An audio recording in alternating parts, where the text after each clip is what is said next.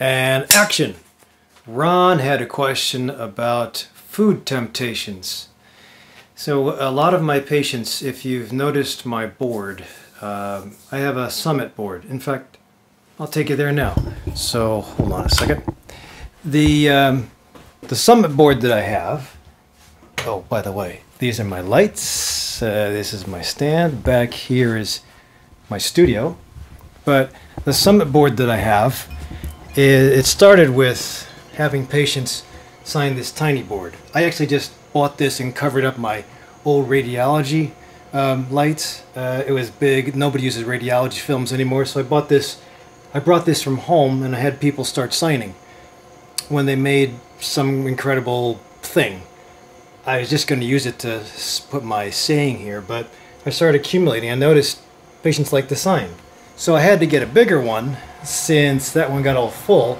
I got this huge one, but as you can see, this is getting full as well. So I try to help patients by making lifestyle change. I think that always starts with figuring out who I'm talking to, right? So Ron had a question about what to do when you're trying to make a lifestyle change and you're tempted. Everybody gets tempted. We have a Dunkin' Donuts right in front of me, McDonald's across the street. In fact, I think I filmed a video once coming from my home, which is about 10 minutes from here, and I hit about 13 fast food places, and not to mention like 2 or 3 gas stations. So you will always be surrounded by a food industry that's luring you to spend money.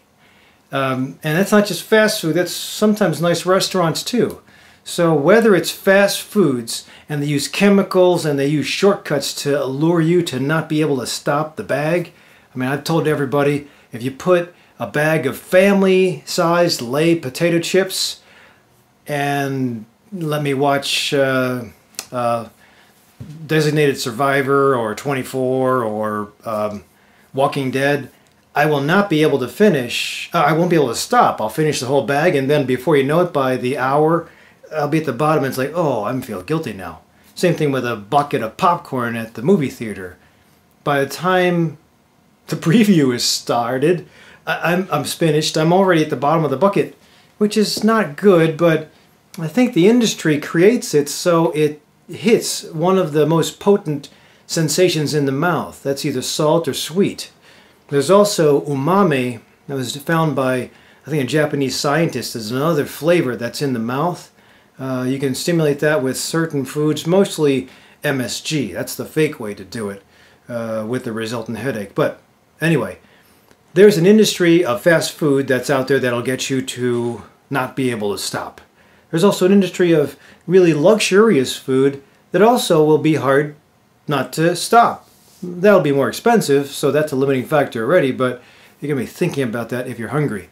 So there goes the secret, is if you're getting easily tempted, especially when you go home, and most of us are, what do we, when we get home, we're tired. We're tired from the hour drive. We're tired from expending problem-solving energy up here for 8 to 10 hours, and you just want to sit down. But you also want to eat at the same time because it's time to eat. So the ritual of sitting down at the table at dinner with the family, unfortunately that's gone by the wayside with a lot of families. It's like hit the microwave, get what you can, wait for everybody else to come in because I am famished, I want to eat. And if you don't cook, that's even worse because what do? We go straight for the microwave, we go straight for the fast foods at home. Like I have some guys who do hungry man dinners because they don't cook. I do a lot of canned meals ready to eat. I used to be able to cook. When my mom passed away, I got her spirit and I learned how to cook, but since then I've kind of faltered off. I'm more practical and I go with either vegetables or fish. So anyway, if you are untrained or if you're not thinking ahead like on Sunday and you don't load your cupboard and your fridge with healthy stuff, then you're going to be faced with what can I eat real fast, and what's available. And usually what's available, again, is the processed stuff. Or on your way home, if you can't even tolerate it because you know there's nothing at home, you're going to stop by because of the temptation to, I deserve it, screw it, I'm too tired to worry about Gil's suggestion for health. And I expect that.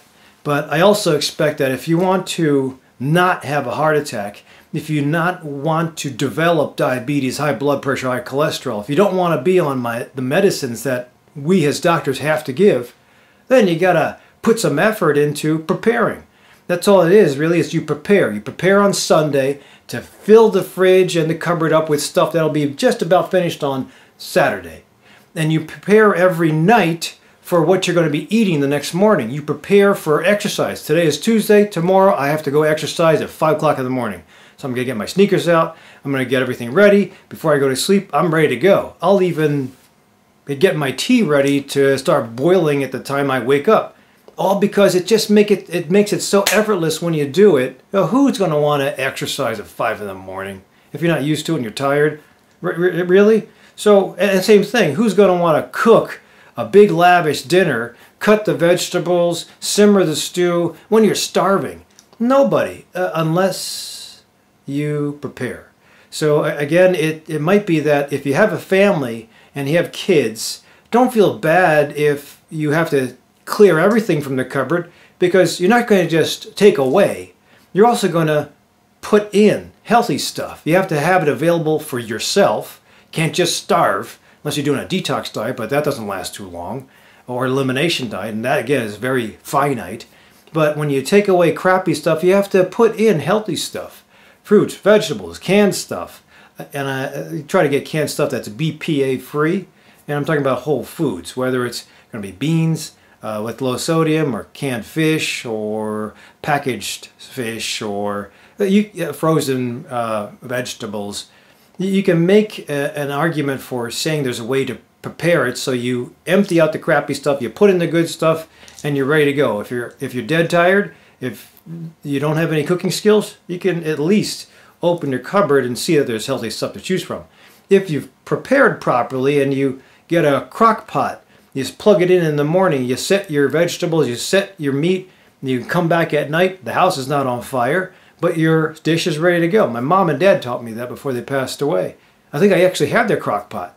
So you can do that. It's really effortless, and there's a lot of crock pot recipes out there, but that's just one thing.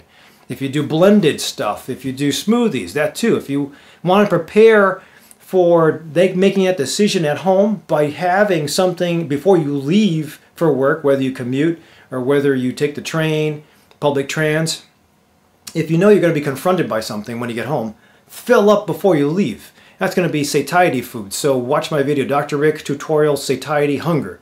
You'll see what you can kind of fill up with a little bit. You don't have to have the full meal before you leave, but you fill up a couple of things with fiber, fat, and protein. By the time you get home, you're not famished, and you don't eat everything that's in front of your face. When you turn on that hunting reflex, it's very hard to stop. So don't get that starved before you get home when you know the decision-making process is going to be altered. We talked about trying to have something prepared so that when you get to that destination, you're not starved and you can make a proper decision with whatever's in front of you. We talked about taking care of your hunger before you get home because you're not going to be starving, just doing something of a small snack beforehand. Talked about we didn't talk about it, but mindful practice is also an important thing to practice. If you turn off the stress response by having at least 15 to 30 minutes of meditative practice or mindful practice in the morning, 15 to 30 minutes of mindful practice at night, that actually is like taking a Prozac, Paxil, or a Zoloft. Imagine if you're kind of real smooth and calm in the morning before the 12-hour day, and at night before you go to sleep. You've got this serotonin floating around with you so that you can make decision making with ease and without feeling guilty afterward. There's something called hara hachibu in Japanese. It means essentially stop when you're 7 to 8 tenths full. It's a great saying. We don't do that here. We kind of let it rip till the belly is full and you have to unbuckle the pants. But that's the difference between ancient cultures and the United States. So I think we're based on fast food. We're based on fast reward. We're based on not thinking about what's going to happen later. Ron, this is tough. And the last thing is you will have to ask your family to kind of commit a little bit. But hey, is that going to hurt your kids by not having junk food around? Is it going to hurt your spouse by asking to have extra stuff that's healthy around? Maybe a blender, maybe doing a crock pot, maybe doing something of a packaged something or other meal ready to eat, just in case you are just tired and don't want to, or having your favorite telephone restaurants that you can call for pickup or delivery. They're somewhat healthy. At least if you know what you can rely on, then you don't dive in and try to problem solve when you're starving. Trying to problem solve in the midst of hunting reflex is not a good idea. It's kind of like having a self-defense class taught while you're being robbed. It's not the best time to learn the techniques to defend yourself. So same thing with eating. You don't want to try to be healthy at the time that you're starving. You don't want to shop when you're hungry. So again, it takes some planning, but it's not that hard. So Ron, good question. Hang in there.